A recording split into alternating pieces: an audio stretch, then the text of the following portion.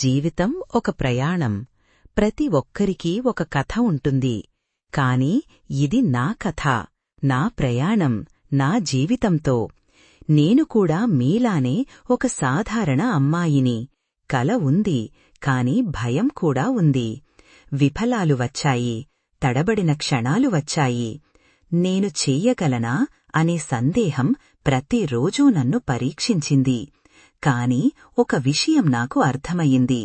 ఆగిపోతే జీవితం ఆగిపోదు, నడిస్తే మాత్రమే ప్రయాణం ముందుకు వెళుతుంది.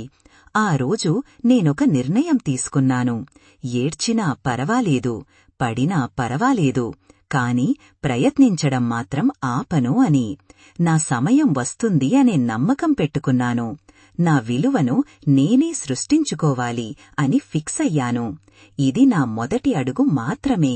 ముందు ఇంకా చాలా దూరం ఉంది. కాని నాలో ఉన్న ఆగని అగ్ని చాలు. ఈ ప్రయాణంలో నేను గెలుస్తాను.